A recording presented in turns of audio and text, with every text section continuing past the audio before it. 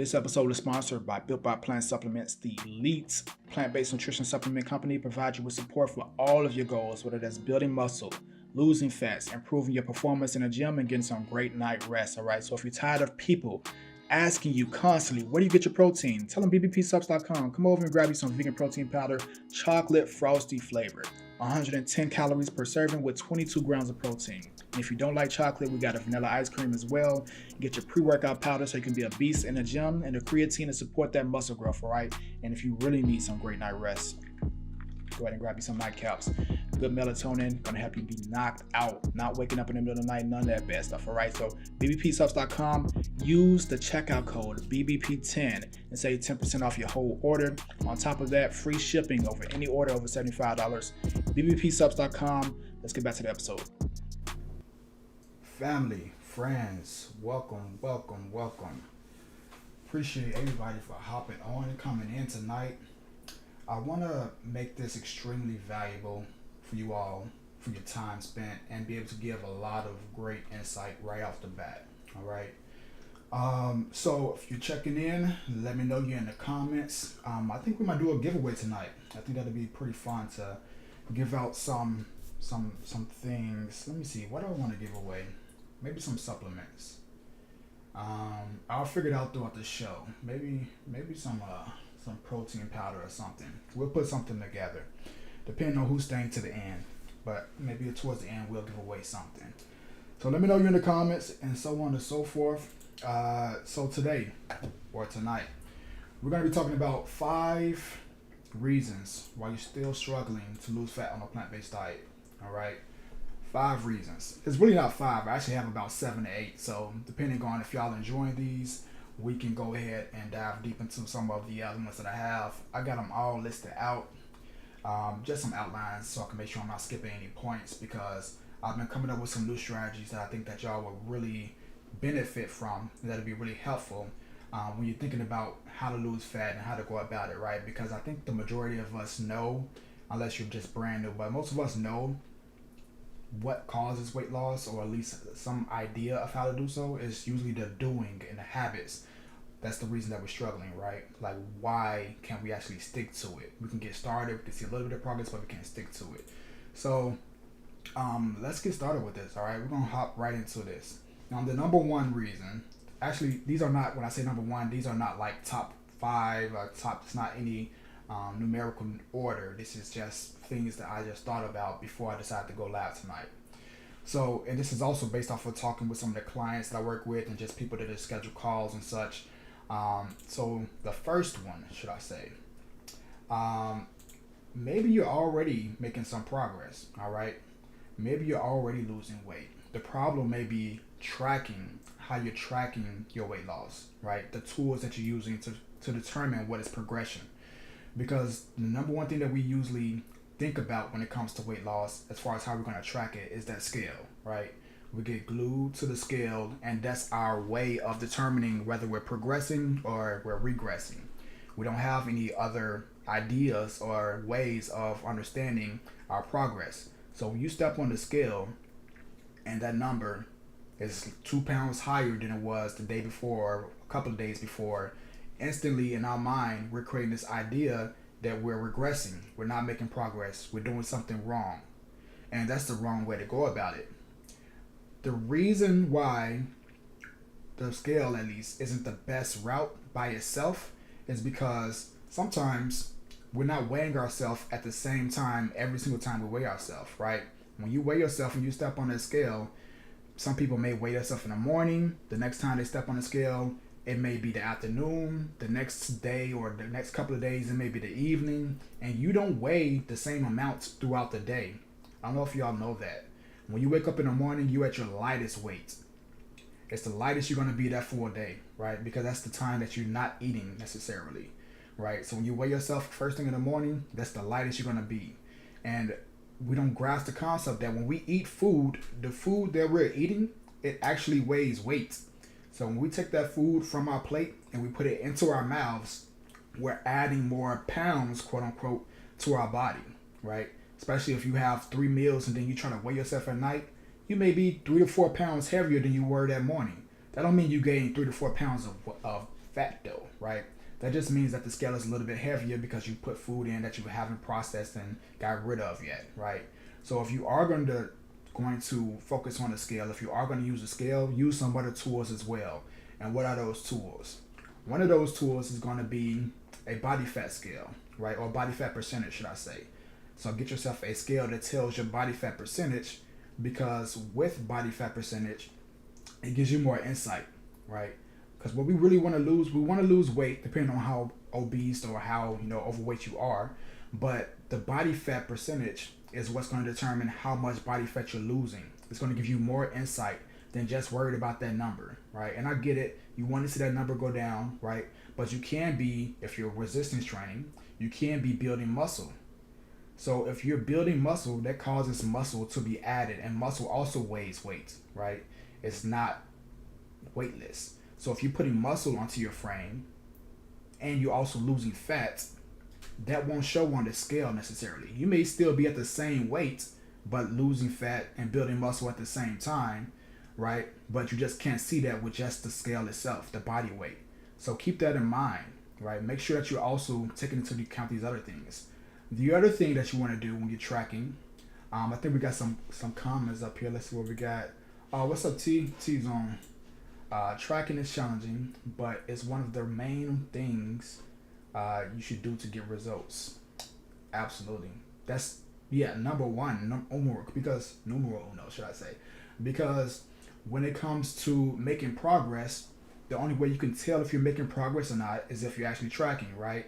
If you don't actually look at the data, if you don't have any data to look at, it's going to be kind of hard to really understand what you're doing. So we need multiple ways of tracking our progress, okay? So you want to make sure that you're actually tracking your weight, and you're tracking your body fat percentage, and then you're taking pictures. Make sure that you're taking pictures throughout the progress, throughout your process of losing weight, throughout your weight loss journey, right? You don't want to just take pictures once every 2 months or whenever you think about it, or whenever it's convenient. You want to take pictures consistently, right? When I first got started with my weight loss journey, I was taking pictures. Honestly, I ain't gonna lie, I was taking pictures every day because I was so excited, right? And then I was seeing progress. I was seeing the weight loss go down, right? I was seeing my body change. I was seeing the muscle that I was putting on. And I wanted to have a documentation of that because I knew where I was headed and I knew that I was doing the right things. And I wanted to see that process. And I have pictures from the day that I started up until I got the leanest I've ever been. I had a full-blown six-pack. I have steps and photos along the whole entire journey, right? So I was making progress, and I knew that I was making progress because of all these different points that I was utilizing. I wasn't just going based off of the scale, right? So use more than just the scale to determine what type of progress you're making. So that's one of the main reasons, right? And we can dive into that a little bit, but I want to get into this next one, which kind of goes in line with the first one, which is you're not tracking what you're eating. You don't got no idea. You're just kind of just freestyling, right? Just eyeballing and thinking that you're making good decisions because you're eating what's called or considered healthy, right? Quote unquote healthy.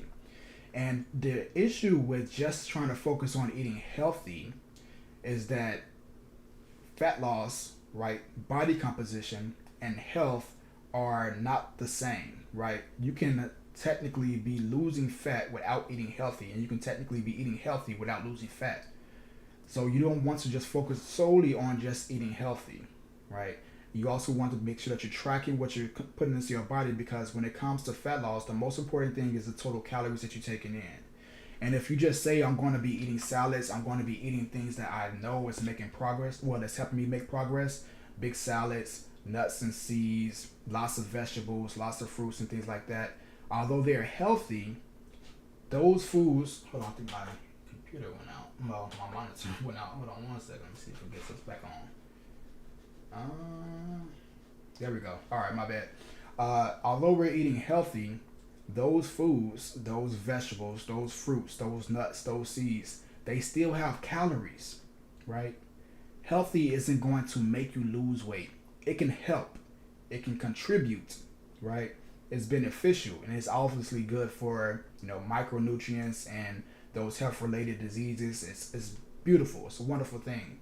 But that doesn't guarantee that you're going to lose weight just because you're eating lots of salads. And just because you're eating lots of nuts and lots of seeds and trail mixes and these foods that we consider to be healthy, you want to make sure that you're tracking those calories so that you can have an understanding of what you're taking in.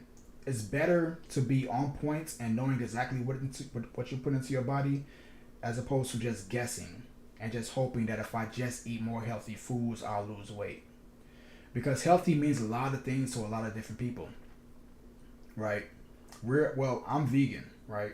I don't necessarily consider eating meat healthy, right? But some people do, right? So this word health is arbitrary, right? It's subjective. It's dependent upon a person. So we can't depend on just trying to eat healthy to make us lose weight. Now, here's the thing. I know a lot of people don't want to hear that they need to be that they want to be tracking their calories. A lot of people don't want to focus on that thing, right? It's challenging. It's time consuming. It can be stressful to a lot of people, right? And we have a full life there. By the way, if you're in the chat, please tap the like button for me. I would greatly appreciate it. That's going to help this video go out to more people. It's going to help the channel grow more. So please tap the like button for me. And it's just a little bit of just annoying at times, especially if you don't really understand why you're tracking your calories and you're trying to weigh out these different things. It can be a lot. So what I want to give you all is something that I've recently been playing around with. I've been working on this new concept, and what I call it is adjustable habits, right? So when you're trying to build new habits, they say that you shouldn't focus on building no more than 3 new habits at a time. And something that I've been thinking about is how can we make these habits easier? Write this stuff down, please. If you got a pen, you got your phone out, whatever you got, all right? Screenshot this, record this, because this is going to be valuable if you don't like tracking your calories, if you don't like tracking your foods. What I'm about to say, and this is a concept I was working on. I was talking with some clients earlier, and I got them to utilize this, so I want to share it with you all. When you're trying to build a new habit, I want you to create 3 variations of the habit that you're trying to build, okay? And I'm going to list these out. I wrote all this down because I really want to get this right. Create 3 variations of the habit that you're trying to build. The first variation is going to be the easiest version of that habit. The easiest thing that you can do, no excuse why you can't do it, right? There's no reason for you to not be able to do this version of the habit, version 1 or variation 1. All right. Variation 2 is a little bit more challenging. It's not overwhelming. It's not like horrible or like annoying or anything like that, but it's challenging. It's a little bit more challenging than the variation number 1. All right. But it's going to deliver good results. The first variation will deliver some results. The second variation will deliver good results. And the third variation of that habit is the most optimal. It's going to deliver the best results. It's the best version. It's the most effective version of that habit, but it's also more time consuming. It's also a little bit more challenging, right? So to understand this, I want you to think of, let's just say you're trying to get to the store, and the store is 2 miles away, right? And you don't have no sort of transportation. You got to get there with your feet. There's 3 ways that you can get there with your feet. Number 1 is you can walk, right? So walking will technically be the variation 1. It doesn't require a lot of effort. It's pretty simple. You can do it, but it's also a little bit slower. It's not going to deliver the best results to get to that store in 2 miles if you're on a time restriction, right? Variation 2 is jogging. It requires a little bit more effort. It's going to deliver better results because you're going to get there a little bit faster than walking, but it's going to require you to put in a little bit more energy, right? Variation 3, which is running. This is the most energy exerting, right? This requires more energy than all of the other versions, but it's going to get you there faster. You may not like it as much because you're going to be breathing heavily. It's going to be like, golly, like how much longer, but it's going to get you that faster. So depending on the route that you want to take to get to these results, that's the variation, or that's the depending on the circumstance that you have for that specific day, that's the variation that you're going to use to build this habit up.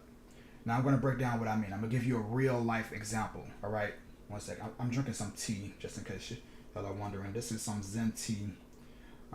This is really good, but I'm going to break this down for y'all. Give me 1 second.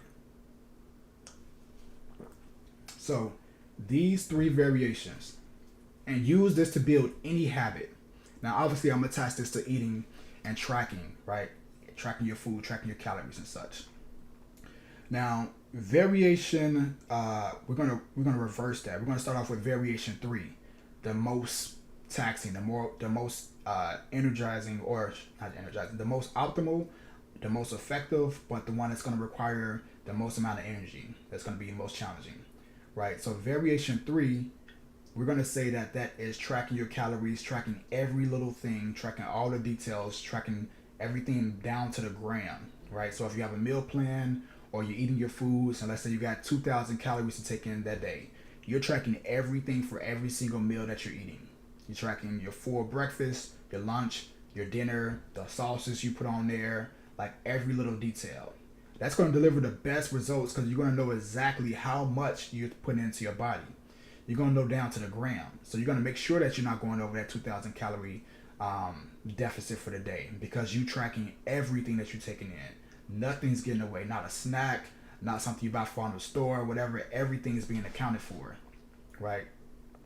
That's the variation three. This is the most optimal. This one's that's going to deliver the most results, right? It's the most effective, but it requires the most amount of energy and the most sacrifice. Variation two is going to be loosely tracking.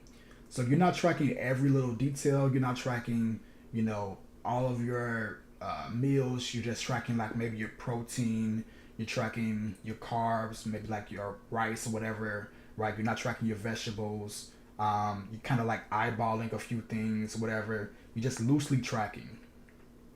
And then variation one is going to be more so just trying to stick to the script a little bit. So you're getting your protein, you're getting your vegetables, you're having a carb source, and you're not really tracking that much, right? Utilize this to build the habit of tracking. So the days that you have the most energy, the days that you feel refreshed and you're focused and you're motivated and you're determined for that day, that's going to be the day that you use the variation three because it requires the most energy, right? Use variation three when you're most focused, when you're motivated, you're determined, you're dedicated. Maybe you woke up and you listen to a podcast or you're playing my channel. Maybe you heard something that really pushed you and you made you like, okay, I could do this, right? And you're motivated. Use the variation two when you're kind of feeling it, you cool, you like, even kill, you're mellow, you're not like super pumped, but you also not like stressed highly, right? It's just a normal regular day. You might got like a couple of meetings or whatever, and you just need to loosely get some things in. That's gonna be the day where you use variation two. You don't track every little detail. You track those main things. You make sure that you get your protein intake in, and you make sure that you don't go over your calories, but you're not tracking everything down to the ground. Variation one, which is the easiest, which is you're not tracking anything. You're just focusing on getting your protein, getting your vegetables, getting those required things. That's going to be a day where it's stressful. You know that you're going to be maybe on the road. You're going to be on calls, meetings all day. You got to pick up the kids. You got all type of things going on where it's most stressful. That's when you're going to use the variation one. The reason why we want to break it down like this is because we don't want to allow ourselves to just get stressed every single day and then just think that, okay, well, I'm not tracking anything, so I'm going to eat what I want, I'm going to do what I want, I'm not going to worry about any of these foods or whatever, I'm going to just start on Monday, right? We have that way too much. We have this start on Monday mentality, right? It's all in or it's nothing. We need to get rid of that because that's never going to produce results, right? We're never going to have the most amount of time ever. So we need to have variations of these new habits that we're trying to build so that we can at least make progress. That's the goal. It's not to be perfect, but it's just to progress. So if we can use these variations and determine how we feel that day in the morning when we wake up, that's when we pick what we're going to do. And you can use this for your workouts as well, right? Your training sessions. Maybe it's going to be that busy day where you got all type of things going. You got meetings, you're working with the kids, or whatever going on, you're stressed, you're fighting with your spouse or, your co-workers or whatever it may be. Maybe that day you don't do a full-blown workout at the gym, right? Maybe you just go home and you do a few push-ups or you do a few body weight squats. You do the bare minimum, right? Do the bare minimum to at least check it off, right? If y'all have the Pocket Coach, there's a section there that's called the Locked In Calendar, where you could put an X through the day if you didn't hit your goal. You could put a check through the day if you did hit your goal. The goal is to just get a whole bunch of green checks every single day. It don't got to be the most perfect workout. It don't got to be the most perfect session. You don't got to hit a PR, a new record, or sweat, or be breathing super heavy every single session, but at least do something, right? If you can't do, even if you do want to go to the gym, this would be a variation 2 day. Maybe you do have the motivations to go to the gym, but you don't feel like pushing it hard. You don't feel like doing everything. Well, maybe just go to the gym, and if you got dumbbell squats, right, as opposed to doing all 4 sets of 10, maybe you just do 1 set of 10, right? Maybe just do 1 set for each workout. That's your variation 2, where you're kind of motivated, but you're just not feeling it. You're a little bit stressed, so you don't have as much energy. That's your variation 2. And you save your variation 3 with a full-blown workout on the days where you have the most energy, the days that you're most motivated, right? So this way, regardless of what, you're making progress towards your goal. It may not be the most optimal progress, but you're still making progress. So regardless of what you're doing, it's better than not doing anything. And that's what we want to avoid. Because we've all had goals. It's April now. I know the majority of us had goals. If you set, let's just say you set New Year's resolutions, right, of being somewhere that we want to be right now, April 19th. And the reason why we're probably not there is because we didn't think of this concept. We didn't think that we can have different variations of that new habit we were trying to build. We didn't think that we can just go halfway, right? We don't got to go 70 miles per hour down the freeway, right? Maybe we can just go 40. Maybe we can go 25. Maybe we're in the school zone and we can only go 20. It's better than not going at all, right? You still making progress towards that goal. Maybe your goal is to just start walking every day. You want to get more steps in. As opposed to trying to focus on doing 15,000 steps per day, which would be like a variation 3. Maybe you're not feeling that motivated. You do a variation 1, which would be like 5,000 steps. Right? So let me know if this helps. Does this concept kind of breaks it down a little bit more for you all? Do y'all understand where we're going with this? The overall goal is to match the version, to match that variation based off of your motivation for that day, right? Based off of what's doable for that day. And when you think about it like this, you won't have any more days where you're just not doing anything. There won't be no falling off because you have options.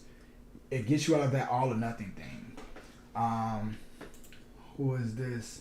DNSR says there's always a restart on Monday. That's the thing. We want to avoid having to focus on restarting, right? We don't want to be put into a perspective of needing to restart on Monday because tomorrow never comes, right? Tomorrow never comes. Monday is never coming. Because as soon as Monday comes, there's going to be another Monday. So as opposed to realizing, or as opposed to focusing on next Monday, let's just say you overate your calories for the night. Maybe you had some ice cream, or you had, too much wine, or you ate too many second plates, or thirds or fourths or whatever, right? One thing that I always teach our clients is to go into next play mode. As opposed to focusing on, okay, I'll restart the next day, or I'll restart on, Monday. I'm going to make the next best decision the next play. So if I overate my calories, the next thing I'm going to do right now is go grab some water, right? I'm going to drink 16 ounces of water. Or maybe it's like, 4 p.m. or something like that, and I overate. Okay, well, I'm going to go get a workout in. I'm going to make the next best decision for the next play. It's kind of like the concept, we always talk about this, but like in basketball, the best shooters, this is their mentality, right? They may miss 5 shots in a row, but in their mind, the next shot is going in. You don't let yourself beat yourself up over what you did previously if you want to progress and move forward, the next play, the next tomorrow, whatever, right? Don't get yourself in a shooting slump. Don't get yourself in an eating slump, right? Or a working out slump. Figure out what can I do to make the next best decision the next moment, right? If we start thinking of our lives in moments when it comes to eating better and working out better, it helps us remove, because if it's Wednesday and I messed up on my diet and I say I'm gonna start next Monday, so that means I'm gonna mess up Thursday, Friday, Saturday, Sunday, up until next Monday. You're gonna let yourself mess up that many more days, right? One day of bad eating is not going to ruin your diet at all. I don't care how many calories you overeat. One day of bad eating is not going to ruin your diet, right? One bad meal is not going to ruin anything. The same way that one good meal is not going to make you lose 10 pounds of fat, right? It's what you do over and over and over consistently. It's what's the habit, right? What are you building up? What are those? How many plays can you get in a row? How many good decisions can you make in a row? How many good days can you have in a row? That's what's most important. And the reason why I try to give these strategies again is just so that you can have something to rely on versus people just telling you to just eat better, to just eat in a calorie deficit and such, right? Because I know I said a lot because a lot of people still don't understand what a calorie deficit is, or they don't understand, you know, the concept of fat loss. So I like to stick with the basics, but I also like to give you ways of applying this information versus just saying just eating a calorie deficit. What does that mean to most people, right? That's a little bit, you know, foreign or redundant also. So when you have these little strategies, it help you make better decisions moment by moment, like in the moment. That's when we mess up. We mess up in the moment. We don't mess up by just knowing or not knowing that we're not in a deficit. We mess up when we're making those little decisions. So if you make better decisions in a moment, it's all about habit building. If we can focus on what we're doing in the moment, that's going to help us in a way where we don't necessarily need to rely on these high level concepts. Let me see. T said, I didn't have time to do my full 1 hour workout today, but I did 30 minutes and killed it. Yes, T. This is it. This is it right here. This is exactly what I'm talking about.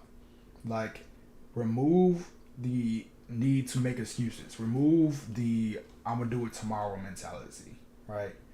Do what you can do with the amount of time that you have. For prime example, actually, like right before I went live on here, I didn't do my workout today, right? I didn't train today, or at least I did end up training, but I didn't do my full workout today. And before the session came, time was just flying. I was trying to outline exactly what I want to talk about and the details and the points and things like that.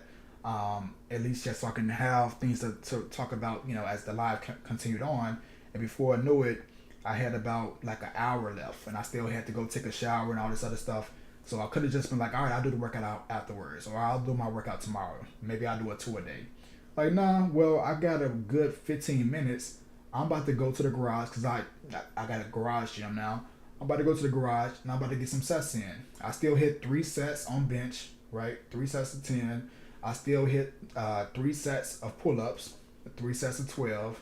I still hit some lat pull downs. I still hit some bent over rows. I did what I can do, and I supersetted it, right? Now that's just more details or whatever, but I did what I could do with the given amount of time that I had, right? I just did like a circus style and still got a great workout in. Exactly what T just said. I didn't have a whole hour to work out. I had a good 15, 20 minutes, and I still got it done, right? So it's not about how much time that you have. It's about what you do with the time that you do have, or the time that you make, right? Because we can always find excuses. Excuses are everywhere. But if we focus on the concept or the idea that regardless of what comes my way, I'm gonna find a way to do what I need to get done so I can make progress towards my goals. Let's go to the next one. The next point is you're not eating enough protein. This is something that so many people overlook. So many people, and I know the joke in the vegan world, in the plant-based world, is where you get your protein and all that stuff. But at the same time, some people really neglect eating protein. They don't pay no attention to it, right? When it comes to fat loss, they think, okay, I'm gonna just eat vegetables, I'm gonna just eat fruits, which you should do that. But you still have to get enough protein in, right? Now, how much protein should you be taking in? That's the overall question. That's one of the main questions. So let's talk about this. The average person, and we're not talking about fitness, right? We're going to start off with just the average everyday person. The average everyday person that don't do a lot of activities, they're not trying to lose weight, they're just living their lives, working, going home, doing a regular life thing. Not really in any active sports or anything like that. They don't need that much protein, right? 50 to 75 grams of protein per day is probably ideal for the most people, for the most majority of people, should I say. You know, zero point 0.4 grams to zero point 0.5 grams of protein for the average everyday person per pound, should I say? For the average everyday person is completely fine. And that's usually going to be somewhere within that 50 grams to the 80 gram range, right? But for you, the person that wants to lose weight, the person that is active, the person that wants to weight train, and that wants to build the ideal version of themselves, you need more, right? The more active you are, the more you train, the more you exercise, the more stress that you're putting on your muscle, the more protein that you need to make sure that you're rebuilding it, right? It's just a requirement. So ideally, how much should you be taking in? The recommended amount based off of the research is zero point 0.8 grams of protein per 1 gram of body pound, or per 1 body pound, right? So 0 0.8 grams of protein per body pound. And that's really like on the high end, like going 1 gram of protein per 1 body pound. That's like, I mean, it's not going to be detrimental, but it's not like necessarily proven to be more beneficial than getting 0.1 grams. So for example, if I'm 200 pounds, 180 grams of protein is like the highest, right? But going even a little bit more specific, because a lot of people will think, oh, 180 grams of protein if I'm 200 pounds, you're probably, if you need to lose weight, right, you probably have a lot of weight to lose. You don't need to lose, you don't need to take in 180 grams of protein if you're 200 pounds. Because if you need to lose weight and you are 200 pounds, a lot of it's probably fat, right? So in that case, what I would do is 0 0.8 grams of protein per lean body pound, right? So let's just say you're a little bit overweight, or maybe you're 40 pounds overweight and you're 200 pounds. Your lean body mass, or your lean body weight, is probably, which is your muscle mass, is probably like about 140 pounds. And the rest of it is just fat, right? Or 150 pounds, right? So there are scales that can give you a rough estimate of how much lean body mass you have. So for example, it may say 160 pounds or something like that. That's probably a rough you want to use as the number that you're going with. So if you're 200 pounds, you have 160 pounds of lean body mass, you want to do 0.8 grams per your lean body mass. Now, to just remove all of this math, and to remove, because I know y'all may be like, what are you talking about? Go to builtbyplants.co, right? That's my website, and have a free calculator on there, a free calorie calculator. And that's going to give you the information that you need to figure out how many calories you need to take in. All right. So just go to builtbyplants.co, and you can go to /fat loss calculator, and that'll give you a direct link to use the calculator, so you can figure out how many calories you need to be taking in, and then it's going to give you how many grams of protein. All right. So utilize that. But getting back to the topic, a lot of us aren't taking in enough protein, specifically because we're in a calorie deficit. If your goal is to lose fat, you got to be in a calorie deficit. Now, what happens when you're in a calorie deficit? Your body is losing body weight, right? That's the number one thing. It's losing body weight. But the primary source that the body wants to hold on to is the body fat that you have. It doesn't necessarily want to get rid of that body fat, because when we're in a restrictive state, the body is used to holding on to that body fat for days or periods of time where we won't have food. That's why we hold body fat. That's why we can grab our arms and all this stuff and we can squeeze that fat. It's fat storages. Our body is used to storing fat for periods of time where we may not have food to eat, right? So the body's goal is to get rid of anything that's energy intensive or expensive, should we say. Anything that's costing us energy. Now, what costs the most energy per pound? It's muscle. The body will get rid of the muscle mass that you have before it wants to get rid of that body fat, right? So what happens when you don't eat enough protein? The body's going to say, okay, well, we don't need all this body mass, this muscle mass, should I say. We can get rid of that first. And that's what's called atrophy, right? It's called atrophy. And guess what also happens as we get older? If we're not weight training, which is actually one of the points I was going to get to, if we're not weight training, we're not giving our body a reason to hold on to the muscle mass that it has, right? We're not giving our body a reason to build muscle mass, because the reason we need muscle mass is for utilization. If we're just going through our normal everyday habits and our body has a sense of homeostasis and it knows what you're going to do every single day and it's the same activities and it's not anything that's extensive or intensive or requires you to strain or stress or anything like that, the body doesn't have a reason to hold on to this extra muscle mass. So when you're in a deficit and you're not taking in enough protein and you're not weight training, the body's going to look to get rid of that muscle mass. So that's why you want to eat higher protein when you're in a calorie deficit than you would normally, so your body can hold on to that muscle mass and it can prioritize fat loss, because that's the goal. We want to lose body weight, but we want it to be from fat. We don't want to lose muscle mass, because body weight is everything that we have in our body. We have more than just fat and muscle, right? We got organs, we got bones, right? We got all these other things that's inside of our body, right? That also weighs weight. So we want the majority of the fat, or we want the majority of the weight to come from fat, right? So when we eat a higher amount of protein, that gives our body a reason to hold on to this muscle mass that we have. Also, along with all the other benefits of protein as well. You know, obviously good for our skin, our hair, our nails, growth, and all those type of things, right? But also muscle mass. It's essentially those building blocks of muscle, right? It's giving our body the resources that it needs to build muscle. So make sure that you're getting enough protein. Now, how do you get in your protein on a plant-based diet? The majority of people will tell you beans, nuts, and seeds, not realizing that those foods are not higher in protein. The goal when it comes to building your diet is to build it around the macronutrients that you need so that you can prioritize whatever result that you want. If the result that you want is to build muscle and lose fat, that's how you build your diet. You want your diet to be at a little bit higher protein. So some primary plant-based protein sources are, the number one highest protein source is seitan.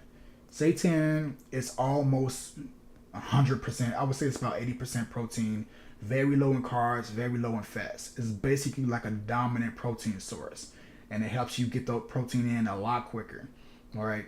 Now, some people are gluten sensitive, right? They have celiac. I always pronounce that wrong. Celiac disease. And in that case, then yeah, you want to stay away from the gluten. But in any other cases, gluten isn't bad for you.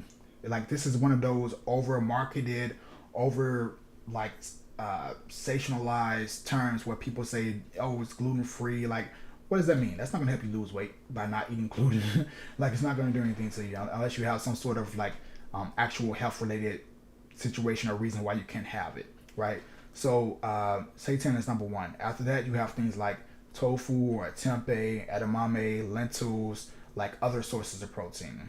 Nuts and seeds are really high in fats, right? They're fat sources. They have some protein in them, but it's not a protein source, right? It's not something you should be eating to get more protein, because trying to get more protein through nuts and seeds, right? That's a very, what's the best way that I can explain that? I'm gonna come up with a good analogy for that. Give me some time. I'm gonna think of a really good analogy that would probably make y'all laugh. But trying to get enough nuts and seeds is just working twice as hard. I'm not sure if y'all understand the calorie amounts that are and the macronutrients, but I'm gonna give that to you. So carbs and protein have 4 calories per gram, right? 4 calories per gram of carbs and protein, right? So every carb that you take in, 1 gram is 4 calories. Every protein, 1 gram is 4 calories. Fats have 9 calories per gram, right? So that's over double the amount of calories that you take in than if you were to have carbs or fats, or carbs or protein, right? So imagine trying to get your protein in by eating nuts and seeds. You're essentially doubling the amounts of or you're doubling the amounts of fats that you would take in just by trying to up that protein intake by eating more nuts and seeds, right? Which is going to do what? It's going to up your calories, and it's going to make it harder to stay in a calorie deficit. and it's also going to make it harder to get in protein or at least hit that number. So you want to pay attention to these things. So, like I said, the recommended protein source that I always roll with is seitan, and then some tofu if you like tofu. If you're open to tofu. Some people don't like it. That's completely fine. Is what works best for you. Also, protein powder. So many people have these reasons for why they don't believe protein powder is beneficial, right? It's just like focused protein sources or just focused plant sources, right? You have protein powder, like the protein powder that we have, the BBP subs, it's made from pea protein and rice protein, right? It has the specific amounts of protein that has been withdrawn from the food into a powder source so you can get a more concentrated source of protein, right? So that's another great way to get it in. The chocolate frosty protein powder that we have, 115 calories, give you 22 grams of protein, which is an excellent ratio. Now, when it comes to the protein to calorie ratio, one thing that I always say, and I oversay this because it's always somebody's first time watching me, so I want to make sure that everyone gets the information.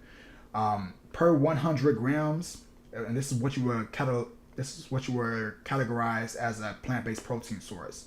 Per 100 calories, should I say, not grams, per 100 calories, you want to get at least 10 grams of protein, right? That's how you determine if something is a plant-based protein source. Now, that's not to say that you can't have foods that are outside of that range, right? Like, for example, beans. I think beans are like 120 calories to 130 calories, and it gives you about 7 grams of protein, which is not necessarily the best ratio. And beans are more higher in carbs. And that's not saying that you can't eat it. It's just take it for what it is. Beans are a carb source, not a protein source. If you turn around the can of beans or the bag of beans, it's going to be like roughly 24 grams of carbs. So 20 grams of carbs versus 7 grams of protein. Which number is higher? You know what I mean? Just do the math on it. So make good quality protein sources, right? Make good quality protein sources choices and utilize it, right? Utilize it for what it is because it's a tool. It's going to help you. And the other benefit, this is the overlooked benefit of eating more protein, putting more protein into your diet. This is the overlooked benefit of putting more protein into your diet. It satiates you, right? Try to, if you had seitan or tofu by itself, and I know everybody in the chat and everybody that's watching is not vegan, if you try to just eat protein by itself, it's really challenging, right? It's a lot easier to have foods that are higher in fats and higher in carbs and eat a lot of those foods. Those are usually foods that we overconsume, right? And it's usually foods like, for example, avocado or oils or nuts and seeds. Like those foods can be easily eaten and just overeaten. It's kind of hard to overeat protein, right? It's satiating. Plus, it also has the benefit of they call it TEF, which is the thermogenic effect of food, right? Which basically just means that when we're eating food, it burns calories to eat that or to process that food and to digest that food. And protein is one of the foods where you burn more calories just by eating it. The body has to process that protein, and it requires taking more energy to process it, right? So it has a thermal effect of it, right? I think we got a comment here. DNSR says a lot of vegan coaches speak negatively against the use of tofu, tempeh, seitan, and protein powder, suggesting that they are not clean enough. Naj is helping me shift my thinking reusing these items. I'm sorry, y'all. Let me reread that again so y'all can hear that correctly. A lot of vegan coaches speak negatively against the use of tofu, tempeh, seitan, and protein powder, suggesting that they're not clean enough. Naj is helping me shift my thinking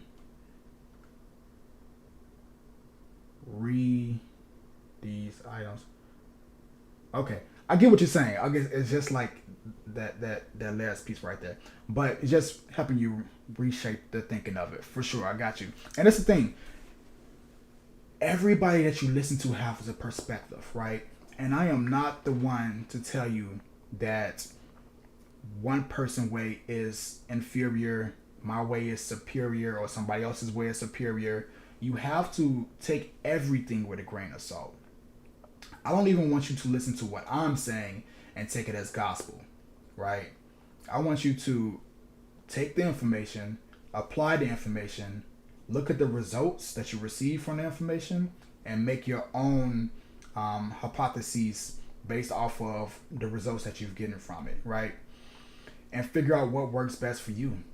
I'm just going based off of the literature that when it comes to building muscle and losing fat, what's recommended, plus my experience of years and years of doing it myself, plus my experience of years and years of working with clients and help people build muscle and lose fat on a plant-based diet and do it in a way where they actually enjoy how they look, right? Because it's not that someone is wrong. Everybody has their biases, right? I just like to look at things as what they are, right? And see how we can utilize them and use the tools, use all the tools in the tool belt versus just saying you can't have this or you can't have that. Like, if it was up to some people, you will only be eating fruit, right? some people, some vegan coaches or just, plant-based people or whatever, they say that you can only have vegetables. Some say that you can't have any grains or any of these, like they limit these food groups for like what reasoning? We're already really focused when it comes to a plant-based diet. Why would you then further, in the plant-based world, in my opinion, there's a few primary plant-based food groups. You have fruits, vegetables, legumes, grains, nuts, and seeds, right? And I eat from all of them. Why would we then further limit ourselves and say that you can't have grains or legumes or you can't have, nuts or anything like that? Like, figure out what works best and then utilize it. We shouldn't be removing saying you can't have seitan or you can't have protein powder. Like, why? What's the reasoning? Because it doesn't work for you, right? And again, everybody I've worked with, they don't eat exactly what I tell them to eat. I figure out what they like, what they enjoy, what they can tolerate, what helps them get results, and then we go based off of that. But based off of my experience and everything that I have done, this is what works the best, right? So I just want you to take the information and apply the information and also realize that everything in this is going to work for everybody, right? And make good decisions based off of what you actually enjoy and what actually works for you, right? And some people also say like don't have any of the mock meats and those type of things. I look at what works, what I also enjoy, and what I know I can stick to, right? I'm not anti like everything or anti like all mock meats. I don't really have a lot of them. I do like some Beyond products, like the Beyond Steak. I obviously love seitan, right? I'm not a huge fan of like Impossible and that type of stuff. I love Just Eggs, but I also like to experiment because I realize and I know that the majority of my crowd and the majority of people that are finding me for the first time are trying to transition. And what do I look like telling people that they can't have things that they want to try because it's not clean? Because it's not good for them. Specifically, when I'm like, for you all that don't know, I'm from Chicago, right? From the west side of Chicago. I don't know if y'all know how we eat in Chicago. We love pizza. We love chicken wings. We love Italian beefs. You know what I mean? We love all these things, and that is the community that I'm trying to help. I'm trying to help people that are the younger version of me, right? And men and women, right? And not just the younger version, but the version of myself that, when I say younger, I mean like the version of myself before I was vegan, right? And I know how I was eating when I was. I ate a lot of fast food. I ate a lot of things that weren't necessarily healthy, right? And if I were to try to tell them that you can't have any of these foods, you just got to eat fruits and vegetables and remove everything else, even in the plant-based world, they turning around, going out the door, they hanging up the phone, they hopping out the Zoom call, they doing that, whatever they can to get as far away from me as they possibly can.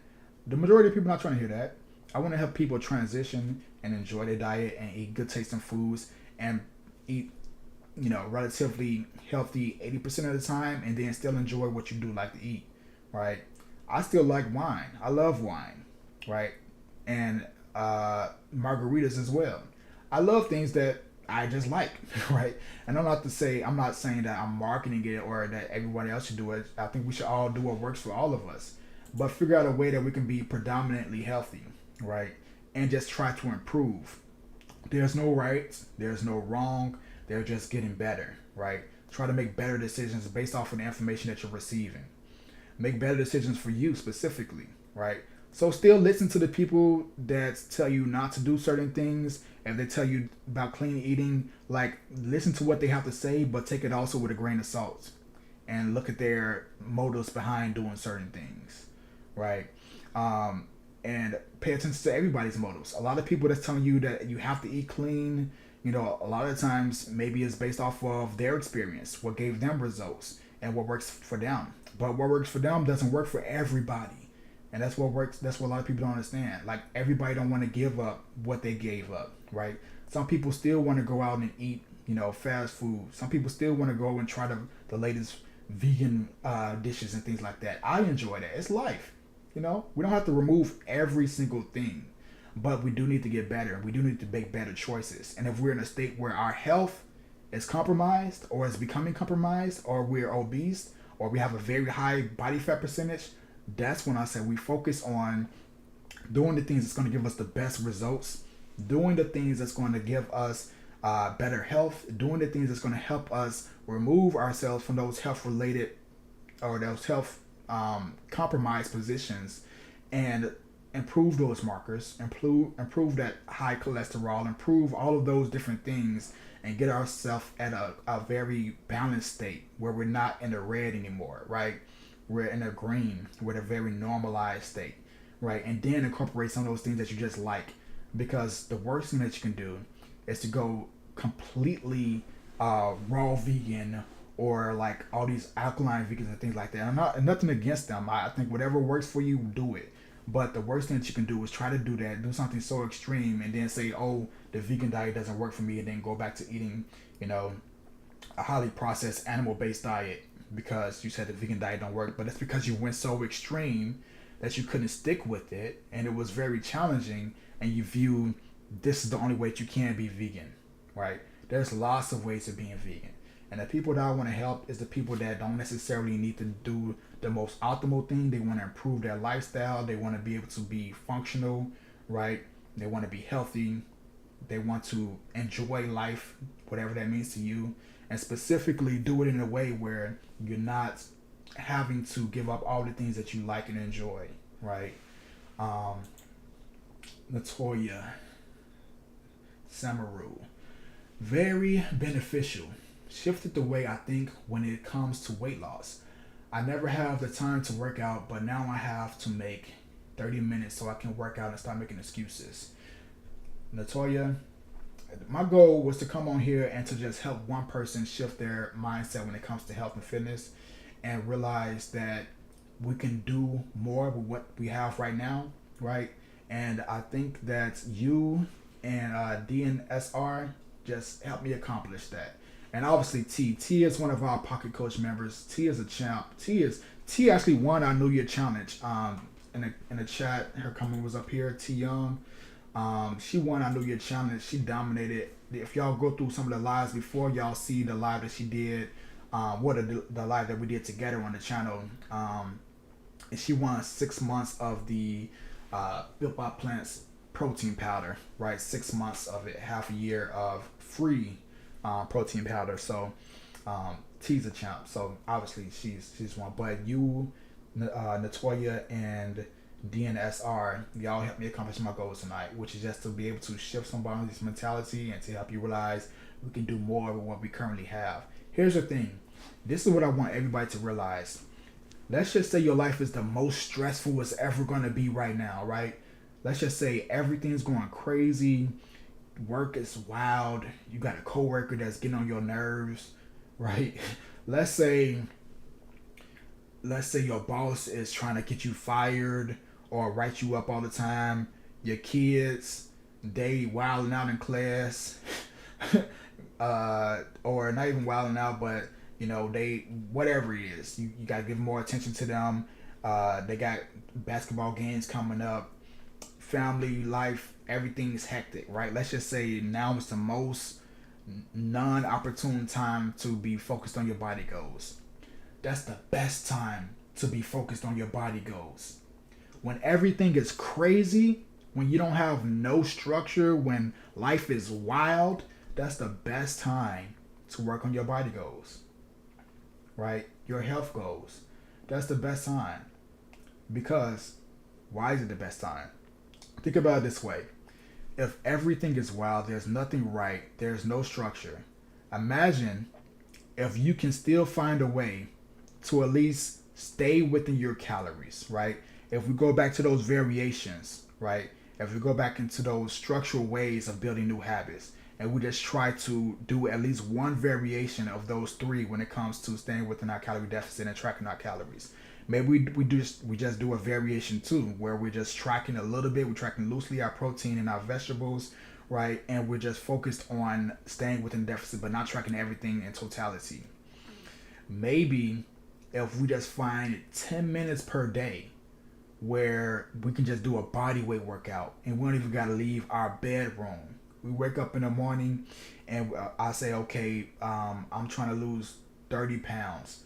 I wake up in the morning, I do a little bit of stretching or whatever, and I'm going to do 20 squats. This is for Latoya. I'm going to give y'all something right here. This is if you have the worst, if this is the worst time of your life for you to be trying to reach your body goals, to try to lose fat or whatever. Wake up in the morning, have 16 ounces of water, which is like one of those bottles. Well, this is a little bit more than 16 ounces. This is like, what, 23 ounces? But get one of those little 16 ounces of water bottles, right? And keep that by your bed. Make it a goal to not leave your bedroom, to not go and brush your teeth or anything. Don't do nothing until you drink that water, that 16 ounce bottle of water, right? Once you drink that 16 ounce bottle of water, then you can, if you want, you can step on the body weight scale or whatever, or drink the body weight, or do it at the same time. It don't matter. It's just 16 ounces of water. It's not a lot of weight. Step on the body weight scale. See how much you weigh. All right. After that, do 10 squats. Right. If you can't do 10 full body weight squats, grab a chair and do 10 box squats in a chair. Right. So just squat down to a chair, back up. From there, if you can, do 10 jumping jacks. If you can't do 10 jumping jacks, do 10 standing marches, right? Bringing your knees up and doing that, right? From there, then you can do like 10 wall push-ups. So just leaning against the wall, coming down, going up, just like that. Just do 10, right? If you're feeling good and it didn't hurt or it wasn't uncomfortable, do 10 more. 10 more box squats or chair squats, right? 10 more marches with your knees going up. 10 more wall squats or wall push-ups. From there, then go out, and if you're going to have breakfast, have that, or some water or some coffee or whatever it may be. And then loosely try to not necessarily track your calories, but put together something that you can eat. A protein source, a vegetable, and then a fat, right? So example of that, let's just say you have some seitan or something like that, right? You buy what's available in most people's areas, like Sweet Earth Foods, seitan. You grab that, and you know how much you're taking in, right? Or Daring. Daring is what I usually recommend. There's a protein source called Daring Chicken, right? It's vegan. The whole bag is like 330 calories with 42 grams of protein. You have that, right? Then you have some vegetables, some spinach or something. Just have like a handful of that, 50 grams of that or whatever. Or just make a big salad. Something super easy and simple. Something that you can make in like 5 to 7 minutes. Make that. Have that for lunch. For dinner, have a burrito bowl or something like that. The same way you would go to Chipotle, make your own at the house. Something quick. It can be with cans. It can be with frozen vegetables. Like just 3 sources. A protein source, a vegetable, and a fat source. And just do that. Don't even worry about like doing any extensive tracking. Just start making some progress with that. And you're going to do that every single day, right? From there, you can start habit stacking, right? Or maybe you can habit stack those. Maybe you're not used to working out, right? When you in the bathroom, we gotta think about like what's practical. What can we do that we know we gotta do every single day? This is habit stacking. We know we gotta do this thing every single day, regardless of what happens. We always gonna brush our teeth, right? Most of us. Most of us are always gonna brush our teeth every single day. So while you're brushing your teeth, maybe that's when you're doing your standing marches, right? Maybe that's when you do your chair squats, right? So attach whatever habit that you want to build, attach it to something that you know you gotta do. Something that I did, for example, I'm gonna tell you all, and these are things that I actually did. I'm not just making stuff up. These are things that are practical, things that really do work. I need some more tea. Oh, that's good. When I was this was like 2017. I was trying to get good at doing pull-ups. I couldn't do like 2 pull-ups in a row. It was horrible, right? I wanted to get really good at doing pull-ups. I wanted to be able to do 20 pull-ups in a row, and at the time I could probably only do 2. You know what I did? I bought the perfect pull-up machine, not machine, the little tool, right? The ones you can hang on your doorway. I put it right in my doorway.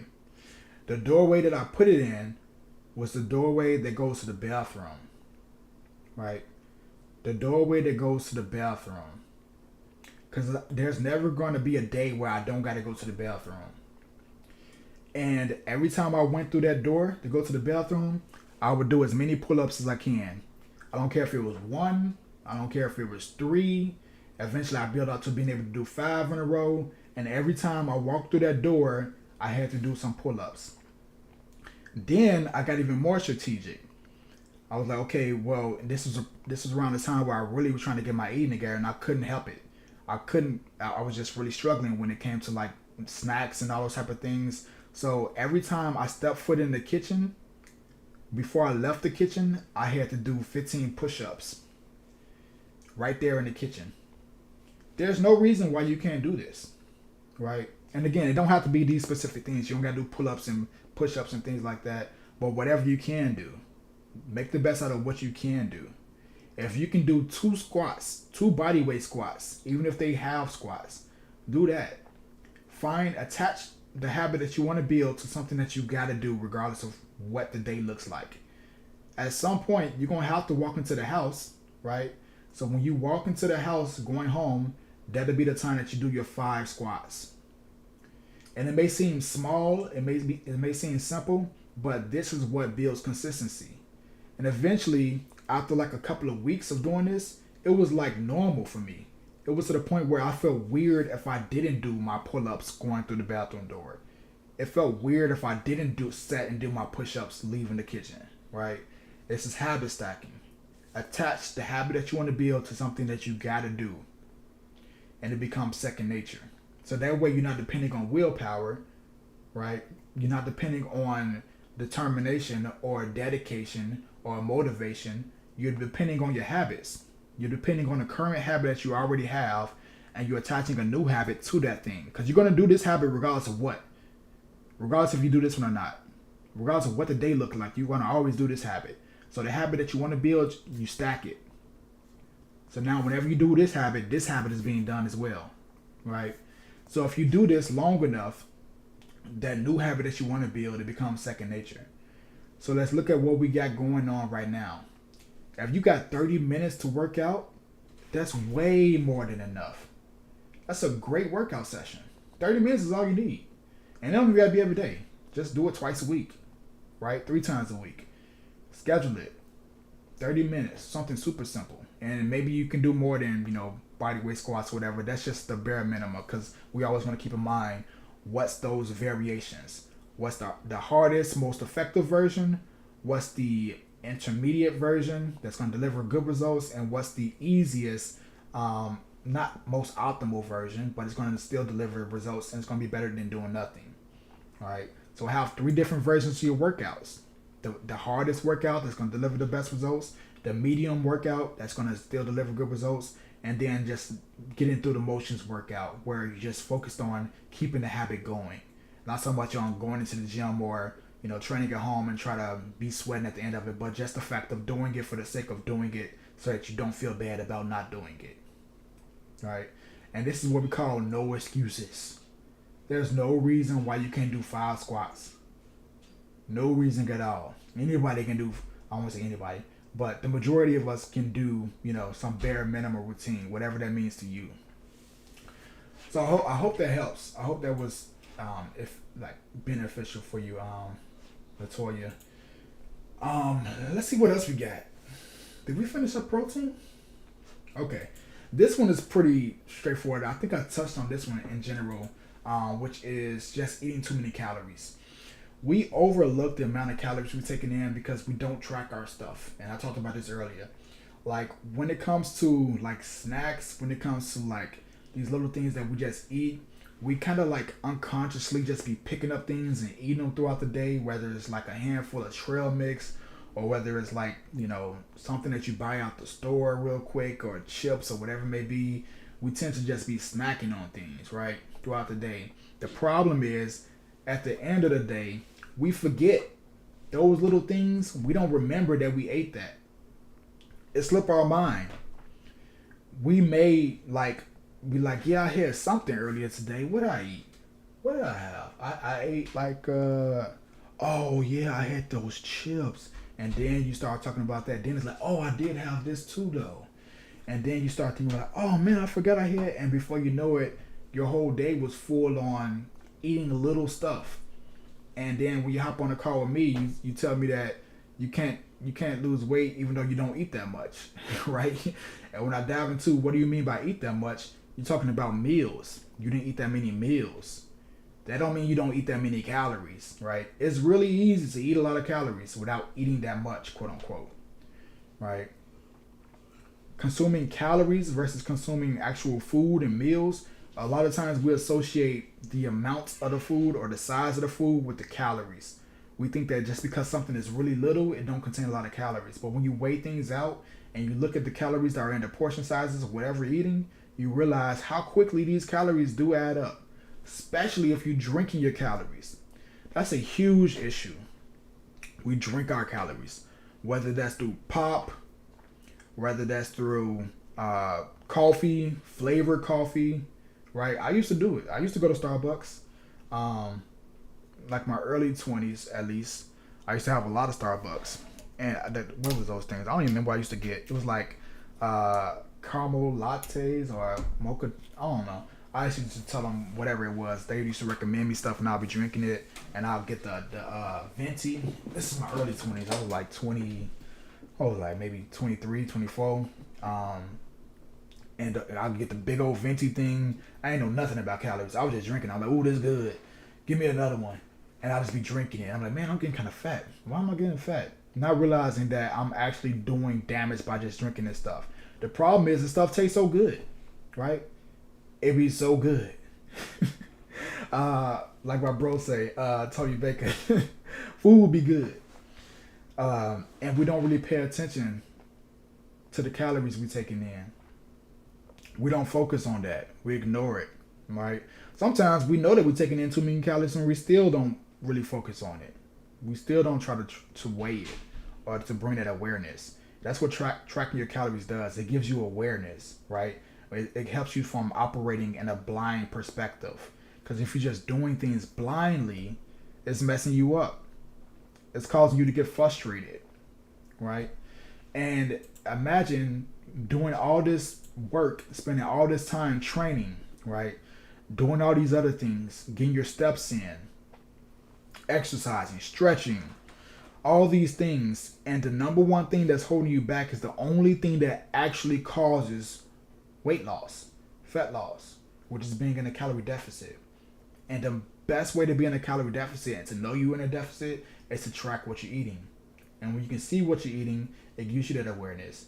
It lets you know the amounts of calories. And here's the thing, this is the state and this is the space that I want everybody to eventually get in, which is knowing how to eyeball, right? If you haven't tracked your calories for a decent period of time, you have no idea how to eyeball. And what I want you to track your calories for is because once you do start tracking your calories, you're going to realize that there's a certain amount of foods that you do enjoy. And this is what I recommend everybody to do. Figure out what those 5 top foods are for each food group, or for each macro at least, right? What are your 5 top sources of protein? What are your 5 top sources of carbs? What are your 5 top sources of vegetables? What are your 5 top sources of fats? Or even 3, because which goes into the next point, which is needing variety. Sometimes we need way too much variety of foods, right?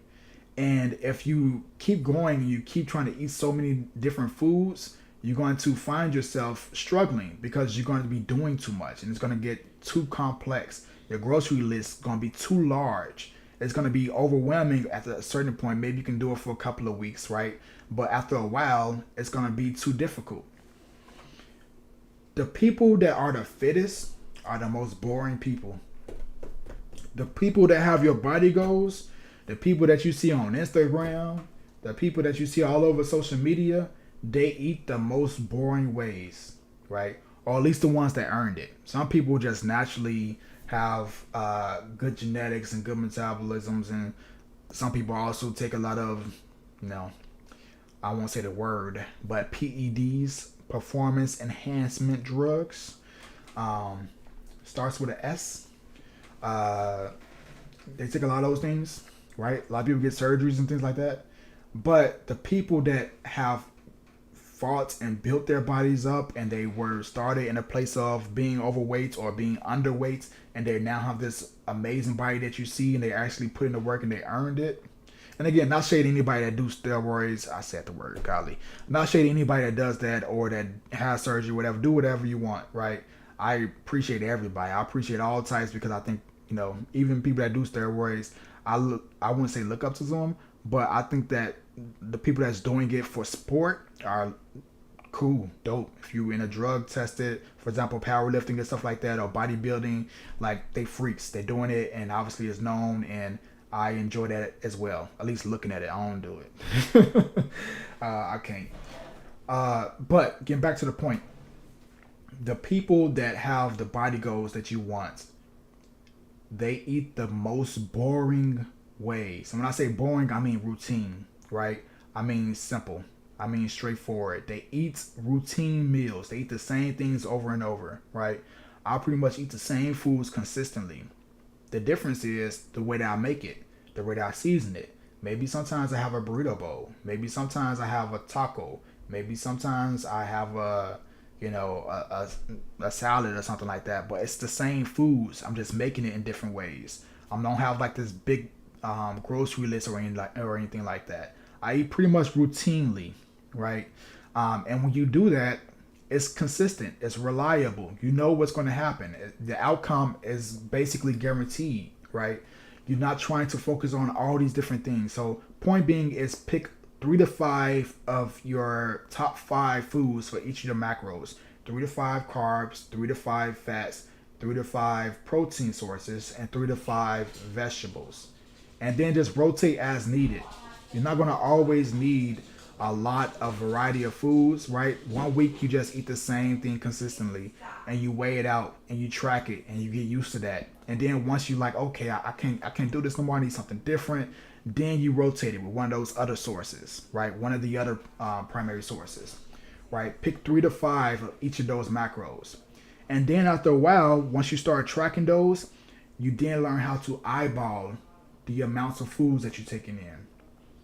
I know off the top of my head what 50 grams of avocado looks like, right? I can look at 50 grams of avocado and say that's 50 grams.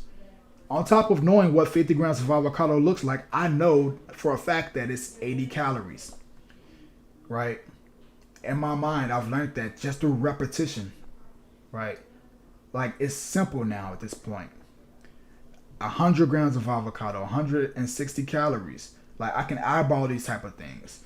But it's only because I tracked it over and over and over. And I built up a baseline of understanding of what these foods look like. And I made it routine. So now I'm at the point where I don't necessarily need to track everything, but I enjoy tracking it because I enjoy learning. And I enjoy investing my time into different foods and seeing how much certain foods look like. And knowing for a fact that I'm on track with my calories, right? Even if I'm not dieting necessarily, I'll still do a variation number two, which is loosely tracking. I'll track the protein, right? And I'll track the fats. I won't necessarily track the vegetables, right? So that's why I want you to have these like game plans and these frameworks. So go back to the top version, which is when you're trying to build up a new habit. Rain just came in. You want to say hi? Go ahead. Really? So you want a framework of understanding how to build up these habits. So let's just say, going back, because I know a few people are just coming in, maybe you didn't watch from the beginning, one of the things I was talking about, which was building out a framework for eating, right? Eating properly and your meal plan, staying on track with that. 3 variations. The easiest variation that's going to produce some results. The medium variation, which is a little bit more challenging, requires a little bit more effort, but it's going to produce good results with tracking your calories. And then the hardest variation, or tedious variation, which is going to produce the best results because you know exactly what you're taking in. If you missed that part, then after the live, just replay it. I'll probably clip that part out and post it on the channel. I think I missed a comment here. Let me see where we at. Buff Nita. I can't stay up, but I just want to thank you for all you do. I bought one of your ebooks and it has been awesome.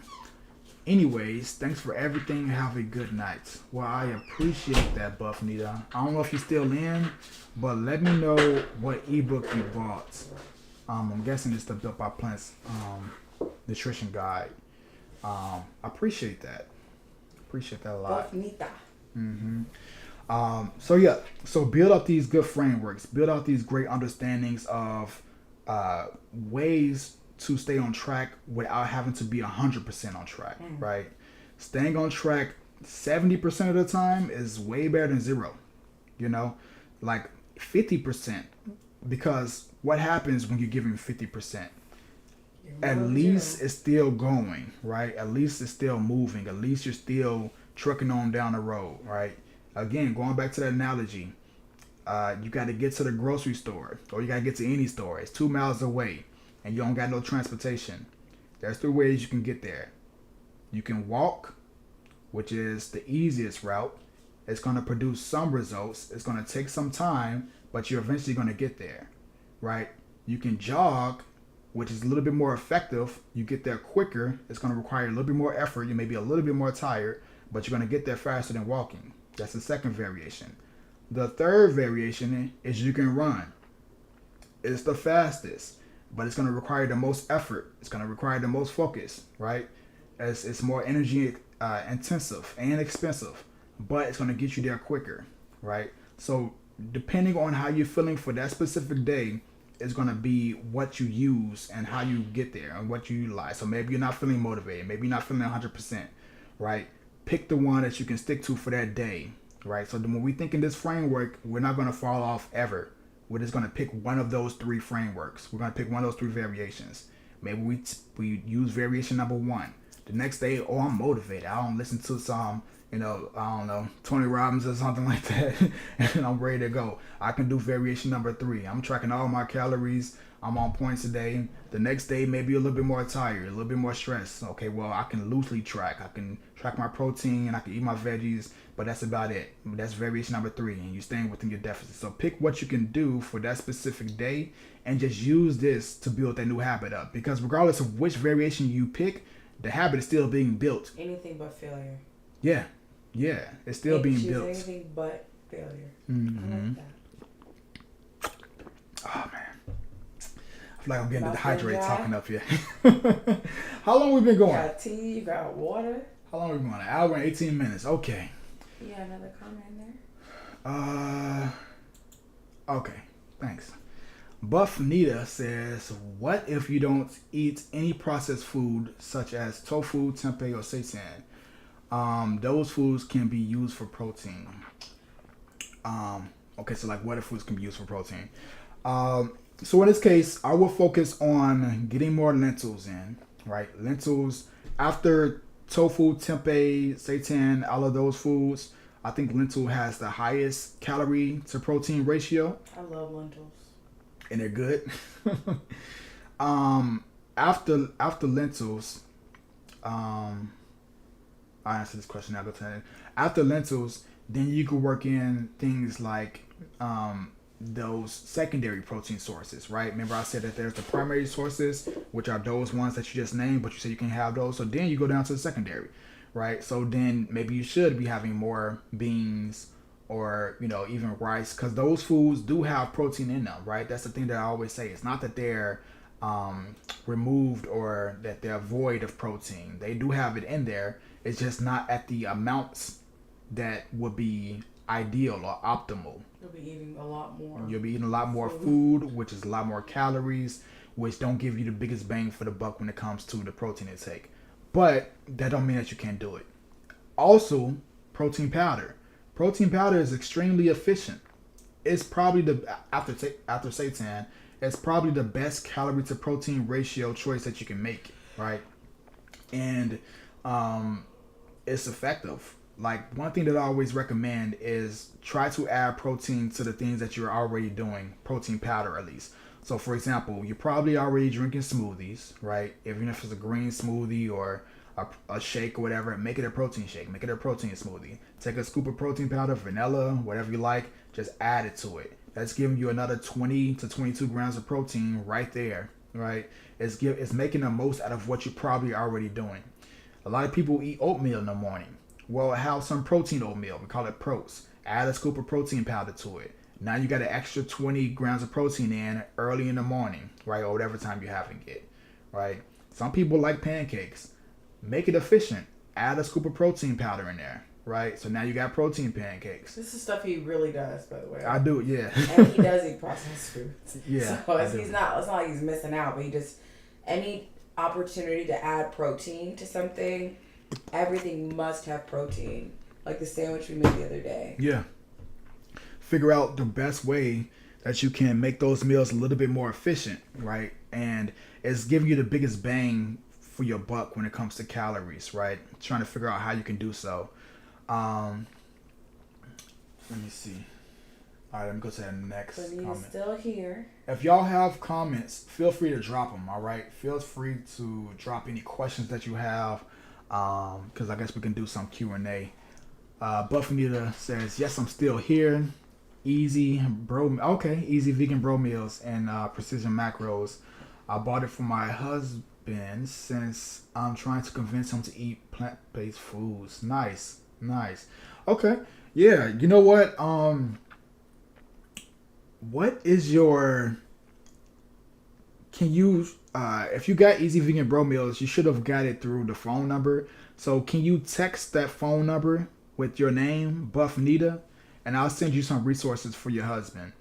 As far as like some things that he may find more beneficial or more like meat-like or whatever it is that he likes. So just text the number, the Built by Plants phone number, with Buff Nita. 773-207-3035. Yeah. Well, I'll type it in for you. Appreciate it. Text that number, and I'll send you over some resources for your husband.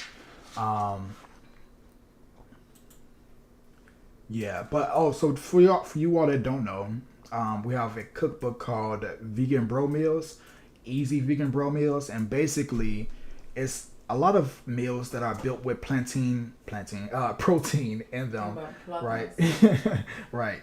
That most people enjoy, right? So there's meals in there like mac and cheese.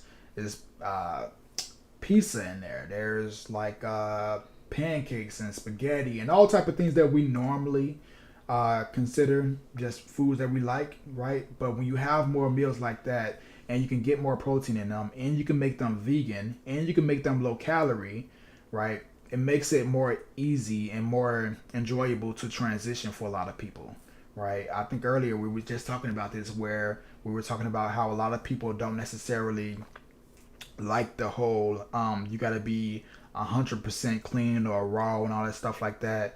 I think it was, what was his name? DNSR. We were talking about how we were shifting that. Right there. A lot of vegan coaches speak negatively against the use of tofu, tempeh, seitan, and protein powder, suggesting that they're not clean enough. Now, it just helped me to shift my thinking on these items. Mm-hmm. Yeah, I mean, that's a really good point. Sorry, you were talking. No, go ahead. I mean, it's just a really great point. I mean, when you think about what we have done our entire lives and the foods we've eaten and the things that we've done to get protein and so on and so forth, and then you couple that with why you're going vegan. So there's multiple reasons why people go vegan. They go vegan because, maybe they go vegan because they literally want to lose weight in a more holistic way, or they go vegan because they don't want to harm animals, or they go vegan for health reasons. They have high cholesterol, or it's other things. So that could influence the type of proteins you're willing to take. But to make a blanket statement that the only way you can be vegan is if you don't eat processed foods, or you're not doing it right if you don't eat processed foods, it just kind of creates an elitist type of conversation that takes away from your individual reason and goal. So just because someone else does it a certain way doesn't mean that that doesn't work for you. Now, if you are doing your vegan diet and you've made it a lifestyle and you notice that seitan makes your stomach hurt a little bit, or it doesn't come out the way you want it to come out. Maybe you learn that maybe you have a gluten issue and that's the reason why you don't eat seitan. Completely can understand and agree that makes sense. But if you're like lifting, you want to be healthy, you want to have, we were just talking about atrophy earlier, and you want to make sure that you are in a good optimal health, there's nothing wrong with making sure that you're replacing that protein option with something that can get you more bang for your buck and that makes sense for you. So at this thing, sometimes you got to take information with a grain of salt and really make sure it's applicable to you and what your goals are. But I would be wary of anyone that likes to make blanketed statements that feels like it's kind of like looking down on other people's choices. So. Yeah, and we were talking pretty in depth about that. Like I was touching on that because you gotta understand that everybody has different ways of transitioning. Everybody has Chef Rainey in the house. Everybody has different ways of just moving from one step to the next step to the next step. Not to say that that's even the highest step, which is eating completely clean or whatever, because that may be the best for one person, but not the best for the next person, right? I personally know people that have been vegan for like 10 years and then something happens in their life and then they'll stop being vegan or whatever, or they'll start eating more animal products, or they'll start eating more junk food, whatever, and then they'll go back to trying to eat the way they were eating, right? And they just struggle, right? They go up and down, right? Because like the way they were eating probably wasn't sustainable, right? It's a lack of consistency. So you got to figure out like what works best specifically for you and what you can stick with, right? Because everybody don't want to eat that way. That's what we gotta realize. Like you gotta figure out what works best for you and what you can stick to. And your why. Exactly. I mean, like, why are you vegan? Why are you vegan? It's kind of, I got these on, It's okay. I got them on noise cancellation, so I'm struggling trying to hear you. Let me just take these out. It was gonna be a struggle. It's okay. All right, here we go. If you think about like why are you vegan? So a lot of reasons. One is because I wanted to do what I found here. All right, I don't know if I've actually talked about this. Like, you don't really talk about why you're vegan. You usually talk about how you became vegan or what made you do it, but not why. Yeah. So there's a couple of reasons. One of the reasons was I wanted to make sure that my health was. This is kind of like a strange reasoning, but it'll make sense in a second. I wanted to make sure that my health was the best that it can possibly be while doing the things that I also enjoy doing. Right? And I've always talked about, and I've always been open and transparent, and I always told everybody, like, I love margaritas, right? There's probably not going to be a time where I don't have margaritas, right? So I wanted to make sure that the majority of my diet kind of like offset some of those things that I do like, right? And that the majority of the times I'm on point, so I can still enjoy those things that I do just happen to like. That's one of the reasons why. Now, that's not why I went vegan, but that was one of the things that like helped me like really commit to exactly the process and want to stick with it. The other thing was I realized how good I felt once I actually did start transitioning, right? And the way that one of the other things is the skin, right? My skin started getting so much better, and it wasn't even me that noticed it right away. it was everybody else. Everybody else had something to say about my skin because I went vegan that summer of 2017. And I came down here to Dallas, and I would walk into Whole Foods and there'd be a random cashier being like, "Your skin looks so good." I'm like, "Oh, okay." And then I walk into like another store and like, "Bro, what you do for this or whatever?" Like, and there'll be a guy. I'm like, "Oh, okay." But I didn't put none of these together. Then I'll walk into another store and some lady, like an older lady, wrestling, just like all these different people, different areas, different ages, different sections and such that would just give me like random compliments. And I've never been the one to get complimented on my skin like ever. Like that was such a brand new thing. So I know it had to be attached to my diet, right? Because nothing else changed. Everything else was the same. And So it was that helped you to maintain veganism, but like your why? Why I stayed vegan? No, like, why you became vegan? just because I wanted to try something new and I wanted to get healthier and I wanted to make better decisions. And I also felt like I was already making that progress towards just eating that way. Like before, a couple years before that, um, actually I was running a gym with one of my previous business partners, and one day I was like, I want to try eating vegetarian. Like, what do you think about that? You think because he was a personal trainer, I wasn't a personal trainer at the time. I was doing the marketing, and I was like, I want to try to like eat vegetarian. What do you think about that? It just came to me. He was like, yeah, you can do it. It may be a little bit harder to build muscle and to maintain your muscle mass, but you can do it. And like when I heard him say that, it kind of like negatively made me think of like, oh damn, I don't want to lose no muscle. So then I just kind of went back to just like forgetting girls not about want to it. lose weight because they don't lose their butt. Right. Yeah. Or Yeah. their boobs. But I didn't know. Right. Like I was like ignorant at the time. But over the time of like transitioning throughout my life, I was kind of like going that way anyways. Like when I was 16, I used, even when I was younger, I was like 14. I used to come down to Dallas, and I always seen my dad doing things differently. Like he was vegetarian, like a lot. Dad's been vegetarian like 30 years. Yeah, and I never like attached or understood like what vegetarian was at the time. It never like registered me, and I was not even thinking about it. But it was certain things I saw him do that I was like, oh, that's pretty cool. And obviously, like kids, they want to be like their dads and such. So he used to always drink soy milk, and he used to always drink rice milk mostly, right? And I literally stopped drinking cow milk because my dad was drinking rice milk, and I wanted to do what he did. And then I tried it like in my cereal when I was down here, and it actually tastes good. So then these little transitions just made me stop. I was like 25 or something like that when I stopped eating like beef. And then by the time I did start transitioning, I was really only eating fish. I had stopped eating the majority. I would eat like fish and chicken, but I stopped eating like pretty much everything. I stopped eating pork at like 11. So I was like kind of working my way up into these things anyway. So it was like a natural progression. So it just made sense. And then once I realized that I can actually still get the protein in that I need, because I was really into my fitness goals at the time when I did go vegan. And I was like, okay, I can just have some of these, I guess like mock meats or whatever, and I could just have some of that stuff and like still get in enough protein, because I was really into tracking my macros at the time.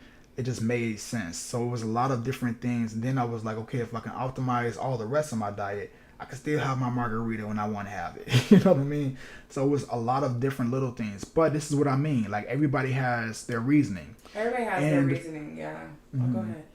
And my reasoning for why I started isn't necessarily my reasoning now, right? Yeah, right. Agreed. And it progresses and it transitions. So imagine somebody hearing something like that saying, oh, well, you got to eat clean. You got to do it this way. You can't have tofu. You can't have this stuff.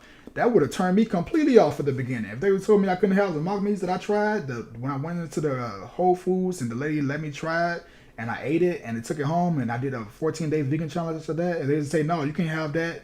Like, don't eat none of that stuff. Don't eat tofu. Don't eat nothing. I wouldn't have did it. You know what I mean? In any other situation when you're addicted to something, it's rare that you go cold turkey. Oftentimes, they have you do a process to completely withdraw yourself, whether it is actual like drug addiction or something. They give you something to help you while doing that transition, so it's not such a shock to your body. And telling somebody who's never been vegan before that they can't even eat something that can help them with that transition is kind of like crazy. The other thing is, some people can just cold turkey go vegan, especially if they have a good enough reason and motivation. But other people want to explore it. They want to enjoy the journey. they want to keep going. When I first went vegan, I didn't eat processed foods either. I was a whole food vegan, as I called it. I all my protein I ate was from something that was not processed. And then I met Najee, and Najee taught me a little bit more about other options. And then we went down that road. And I feel like now I'm also, as I'm learning, I'm transitioning myself to wanting to try to kind of really have a more balanced diet where we try a little bit more whole food based things while Najee still kind of incorporates making sure I get the protein. So there's just a journey that you can enjoy and you can have fun with, and you don't have to be forced into any particular method. That's why a lot of your clients are very much, some of them don't want anything processed. Some of them want everything to kind of resemble what they used to eat. Some of them want just, I don't care what you feed me, just get me to lose this weight. So everyone has their different goals and their different whys, and that really will contribute to what you choose to eat while being vegan or plant-based. Buff, need to ask a question. Is it possible to have an ebook for females trying to build muscle too? How do you stay consistent at the gym? Sorry for the question. No, Don't keep sorry asking for the questions. Keep asking the questions. That's what keeps it fun. Yeah, it keeps it engaging and enjoyable. So we don't necessarily have a ebook specifically. We do have programs that do have, like, I guess you would say, ebooks in there or guides in there. The Fat Loss and Curves program. So there's a picture of me and my butt right there. Right on the front. So we have the Built by Plants Pocket Coach. And on a previous live, probably the last live, I just broke down the whole, well, at least how to get started, but like some of the courses that we have. So the Pocket Coach is our private community with all of our courses and our tools to help you reach your body goals. And inside of the Pocket Coach, there's a lot of different courses that we have. One of the courses inside of the Pocket Coach is the Fat Loss and Curves program. And it teaches you all about actually those questions that you asked specifically. So more so how to build muscle, how to train properly, how to stay consistent in a gym. That's actually one of the 4 lessons inside of it. Why can't you stay consistent? And I go through a lot of different reasonings, a lot of the breakdowns of like what causes people to stay inconsistent, and to help you build some structure, right? To really deep dive and help you make this a change that you maintain. There you go, right there. The Fat Loss and Curves program. Just trying to, well, I guess it's not going to clear out, but it's there. Let me see. Oops. It'll probably focus now. There you go. Fat Loss and Curves. Yep. So that's there one goes. of the Oh, you lessons. covered my butt. Good job, baby. Mm-hmm. Yeah. So you can kind of see right here, like the different lessons that I have. If I actually tap right here, you can see that one of the lessons right there. Why can't you stick to the plan? I break it all down right there. There's a lot of different lessons that we have inside of there. Some videos and things that really help you understand the ins and outs of how to stay consistent, how to build your mindset, because it's going to be the biggest thing, right? Training, working out, that becomes easier when you develop the mindset and you get locked in on the reasonings, like Raina said, your why and those type of things. So the Pocket Coach itself, you can get started for $1. It's $1 for 7 days. And then after that, you can... Keep going, it's okay. Okay. And then after that, it's $27 per month. All right. So currently right now, the one thing that I always tell everybody is to get locked in at the price point that is at. Well, Pocket Coach, we had it for like 4 years at this point, maybe 3 years. It's been 4 years. Well, no, it's been 3 years, but what's in it is about 5 years worth of work, and maybe 6 years worth of work between Built by Plants and Vegan Bay. So it's a lot of time and effort that's been put into building the platform, and there's hundreds of people that have been a part of it, thankfully, and still are actively just finding so much value from it every day. And Najee has given lots of hours to making sure you guys have the best version of it. I mean, lots of hours. So, T Young wrote a comment. She or he said, "Don't read it," but read that. I think because there was like a little bit of a spelling error in there, but basically an agreement that there's a journey. It's a journey, and you have to meet yourself where you're at and build and really decide how that journey is gonna go, and learn a lot about like how to train properly, how to stay consistent, how to build your muscle. So that goes back to Bhavnita's question, which is how do you stay consistent in the gym? Mm-hmm. So let's see. Let's find the best route, because I spoke on some of these things about like staying consistent. I think utilizing that concept that I talked about. So the concept for habit building, those three variations, right? That's one of the ways. But as far as like figure out something that you can do that you actually enjoy as well. There has to be some enjoyability when it comes to training or working out, depending on what your goals are, because adherence is what's most important, right? You can't really adhere to something that you just don't like. You can. I shouldn't say you can't. You can. But to That get takes to a level of discipline that the average person does not have just starting out, to just do some stuff you don't like all the time. And to stay consistent, it requires the understanding that I need to do this regardless if I feel like it or not, right? Yeah, I think that's a great point. So if you go into it knowing that it's not so much about how you feel, but about the fact that the work has to get done, and then you also combine it with those habit stacking things that we're talking about, but also the variations, there's different routes that you can utilize. It don't have to be a perfect session every single time. You don't have to go in and try to hit PRs or move the most amount of weights or leave out the gym sweating and tired, right? Sometimes that session can be going in and whatever that workout is for the day, you just do one set of each movement, right? Just to go in and say that you got it done, right? Just to build up that habit and that momentum. Because if you're talking about staying consistent, that's what's most important. It's not about like dominating every single session. It's about giving what you got based off of the current circumstances, right? So I think that's going to be really beneficial. I liked your point you said about doing something that makes you feel good.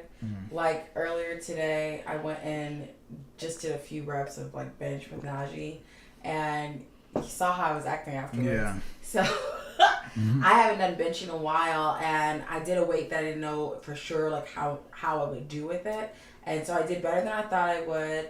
And afterwards, I felt the pump in my chest, and I got this like real like intense like endorphins or something. Is that the right word? Or like I don't know, something. Yeah, dopamine. I guess I got like amped up, and I like felt like I could work out the rest of the night. I was like, I already had a plan of what I was gonna do, but if Najee had stayed with me, I probably would have like continued working out. I was looking at everything at the lat pull down machine, like I could do that too. I want to do some deadlifts. What else can I do? I was like, come on, let's do it, because it just was enough for me to feel like I'm a bad bitch. I can do this. Like, so it just really helped. It helps you to get excited with it and not to look at something like, oh, God, I hate that. So even if you don't feel like it's perfect, if you enjoy doing something, like some girls love doing squats because they just, in their mind, they're just seeing their butt getting bigger and bigger the whole time they're doing it. They're like, yes! So like, even if it hurts, even if it's hard, it's great. Just like for me, deadlifts makes me feel extremely strong. And it speaks to my goals in life, which is to not be like a punk or a pushover. I really want to feel strong as a human being. So that's one of the reasons why I would deadlift like every day, because it made me feel good, not because it was part of my plan. In fact, I was told to stop deadlifting so much at some point, like calm down. So sometimes when you find something that you really enjoy, it makes it easy for you to at least make sure you're consistent enough to get to the gym, and then to at least get that in worst case scenario. So when I was powerlifting, no matter what happened, I could get to the gym and I'm not good at working out when I'm upset. I actually can't work out that well when I'm upset. I'm not one of those people. But I'd work out and go to the gym, and worst case scenario, I would go to the gym, do a couple sets of deadlifts, do a couple sets of lat pull downs because they're my favorite things, and then leave. And then I'd do a couple sets of lat pull downs, do a couple sets of deadlifts, and then I started liking bench, and I started doing a couple sets of bench. And then on days I feel good, I'd have a full blown out program, workout. I'm like, yeah, I'm gonna do this. But no matter what happened, I at least did the stuff I enjoyed. And that's better than doing nothing. So, yeah. Yeah, no, I agree with that. That's actually something I've done a lot. I think we share some of like the same movements deadlifts, obviously. Well, I mean, we met over deadlifts, but Met at a deadlifts. deadlift party, my deadlift party. So we one of my favorite, well, that is my favorite move, but like my combinations is deadlifts, lat pull. I just like working my back. I just Yeah, really enjoy me training too. back. So it's been a lot of times where I didn't feel like working out or whatever, or I didn't have a lot of time, and I would just go in and hit those movements, right? I would hit some deadlifts or hit some lat pull downs or something like that, so I can know at least, okay, I got this in. But the other thing is when it comes to staying consistent, a lot of the times you may just not feel like working out at all, and it's just getting yourself in there and then doing something that you do like, and then that changes up your mental state. Yeah. And that changes up how you feel. And I've been a lot of times I went in there and I'll be like, I'll hit something, I'll train a little bit. I'm like, oh, I don't feel the same way at all. I'm not that, I actually can stay here, and it'll turn into a full session, because I just changed up the way that I felt. What? I just think about other things that we sometimes don't want to do, but once we get started, we're like all into it. Mm-hmm. So, so, just try to focus on doing the bare minimum when it comes to your sessions, because if it's causing like anxiety or if it's causing like this big thing Failure, where concerns. you just like don't even want to put any energy into it or any thoughts into it, and you just like you don't want to attach it with negative connotations, right? You don't want to associate the thing that you want to do with something that you don't want to do, or as something you don't want to do. The other thing is create an environment that you feel comfortable in. I know there was times when I didn't want to go to the gym because I just felt like I looked really fat. I was just like, I don't want other people to see this. So, like, we have a gym in the garage. So, worst case scenario, I could work out there. I could be in there, wearing whatever I want to wear and not be worried about someone seeing me and feeling weird about a workout.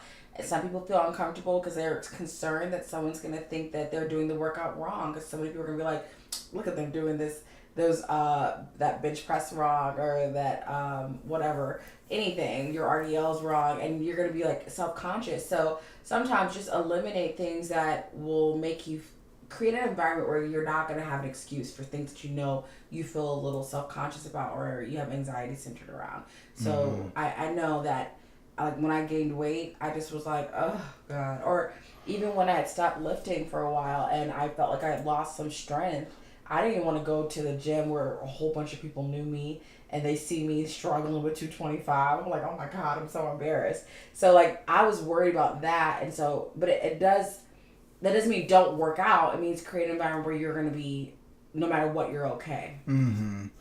And one other thing that I want to touch on as far as staying consistent is, again, going back to habit stacking. So something that I did a lot was the thing that I like. So for example, like there's audios that I like to listen to, whether it's like sports or podcasts I want to listen to, and those things take time, right? It just takes certain times. So what I would do is I would then associate me listening to that specific thing that I want to listen to, that podcast or whatever it may be. The only time that I can actually listen to it is while I'm working out, right? So in order for me to listen to that thing that I really want to listen to, I have to work out. Otherwise, I ain't gonna be able to hear it.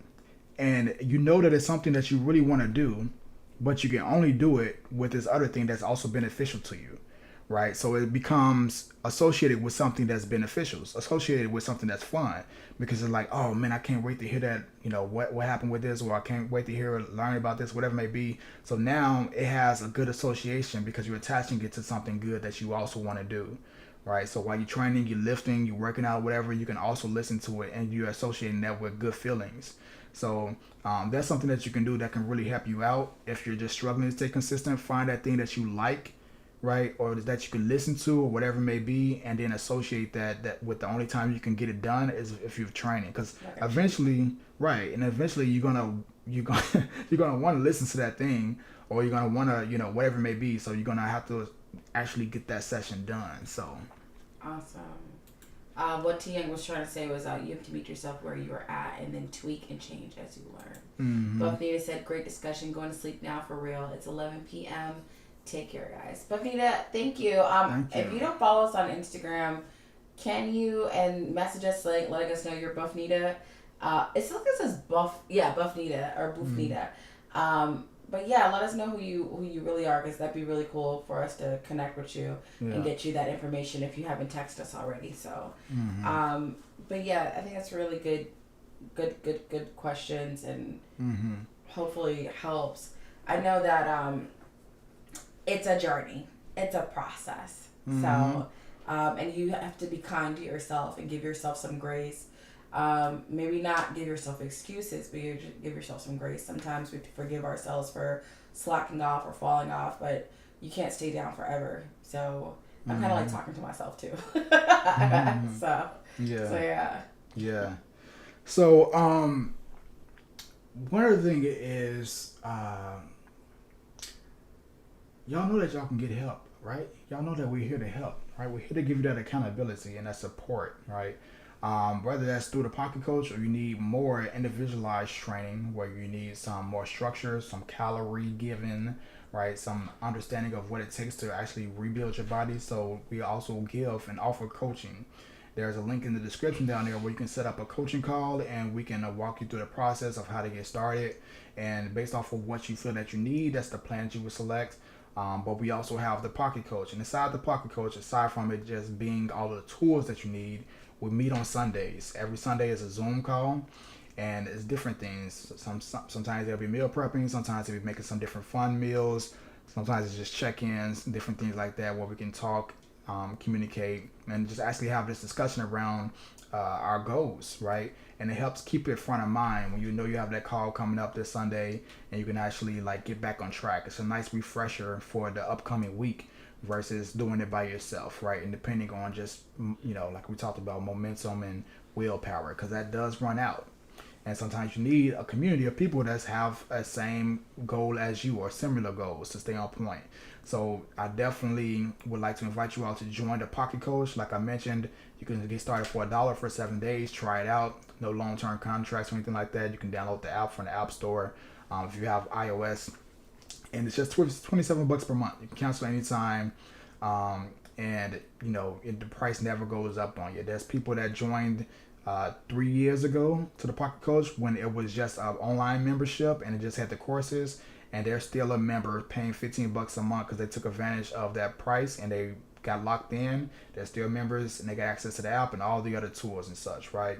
Brenda just put up the virtual kitchen so y'all can check out some of the let me see, some of the meals inside the Pocket Coach. She just made this meal right here, the sandwich. That's actually one I was discussing where Najee added some protein to, like extra protein to his, and I had it just as a whole based, unprocessed sandwich.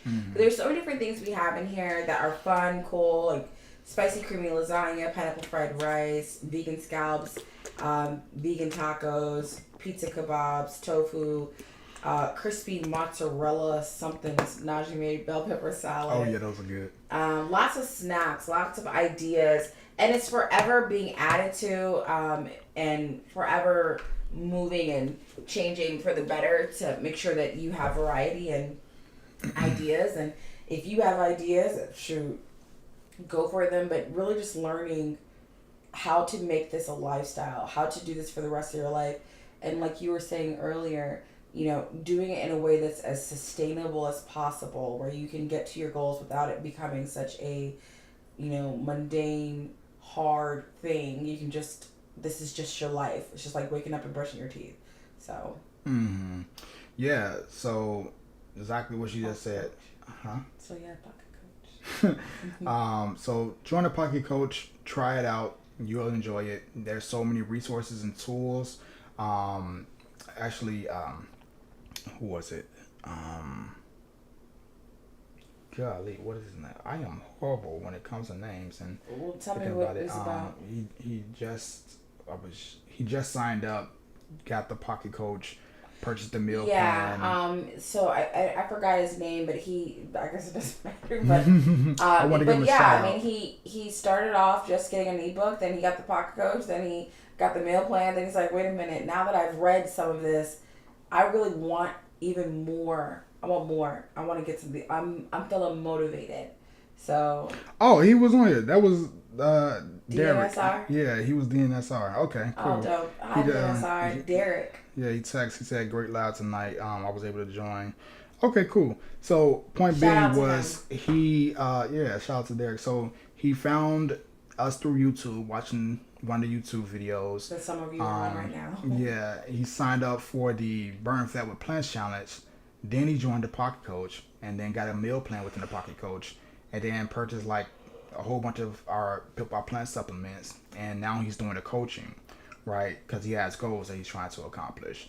And that's what I want for you all as well. I want you all to be a part of the community, whether even if it's just through YouTube, right, and just learning through the videos. But if you want more advanced results or more expedited results, then accountability and more information and strategies can be really beneficial to you all. Yeah. So I invite you all to join, give it a try, and the goal is to help you all change your life and change the way that you view food and enjoy food, most importantly, while still reaching your body goals. So all the links are down in the description. I think we're gonna wrap up. All right, we've been on for a good little minute. 2 hours. 2 hours. Okay. 2 hours. Appreciate y'all joining, spending this Wednesday night with us. I know some of y'all are a little bit ahead of us, an hour ahead, or so on and so forth. So thank you. Thanks for tuning in. Feel free to watch the replay. Anything else that you need from us, the supplements, the BBP subs in the back, go to bbpsubs.com, grab what you want. Everybody should be taking vitamin B12. We just got this in. All right. I don't know if it's going to focus. Oh, you one of those. You ain't going to. There we go. Good thinking, babe. Vitamin B12. We just got that in. That's the newest edition, along with the icy lemonade. That shit tastes good. Do you want, no, do your thing. That tastes so good. Mm-hmm. I'm still shocked by it. I don't know what. Let me tell y'all 2 things that I know you probably want me to promote all your stuff. But I gotta tell them what is my favorite. I have 3 favorite things, okay, that I actually would use regardless of this man being my husband. Regardless, if someone had given me a sample of this, I would have kept buying it. So the Hit Different pre-workout icy lemonade. I don't like how it's spelled. Icy with the E. Anyway, icy lemonade. The chocolate vegan protein, which, mind you, we made a whole video about how much I hate vegan protein in general. Powder. But this protein powder in general, but that's amazing. And then this sucker right here. Oh, yeah. She loves Nightcaps, baby. Not only do they taste amazing, but they will knock you the hell out. And I am one of those people that can never go to sleep. Najee knows it. He literally will try to make me go to sleep, and I'm not tired. And he'll be like, baby, put your phone down. I'm like, I'm just going to be staring at the windows now, like, for 2 hours. So this is amazing. If I had to rank it, it'd be Nightcap, icy lemonade, vegan chocolate protein. I mean, there's a lot of people that like the vanilla protein. There's a lot of people that use all the supplements, but I'm just saying, those are the top 3. The most authentic, you gotta have it. Those 3 are my favorites. Those are your go-tos. And I think your favorite thing about these, because that's I'm a real I'm a real fan. Like I'm not just like, I know. I'll. So there's been times when Shorty, I'm sorry, she was snacking on. So these are gummies, right? Yeah. These are gummies. They're like passion fruit gummies, and they are delicious. Like, they taste really good. It tastes better than gummy bears, like real gummy bears. Yeah. In fact, now that when I go get gummy bears, I'm not happy with them because I'm just like, these ain't Nightcaps. Whatever the hell they put in this. Yeah. So now here's the thing. Don't overdo it with the Nightcaps. All right. Because the Raina be literally treating them like they I was candy for and like such. 3 days. They really good, but they also they hit different. All right. It's only 2 milligrams of melatonin, but I'm telling you, it really puts you to sleep. It's the way that it's formulated, and also the gummy, and it especially if you're already a little bit tired. So yeah, go ahead and check them out. All right, bbpsubs.com. The links are down below, and we will catch y'all next time. Thanks for coming in. We'll catch you hopefully Friday. We'll see. Peace.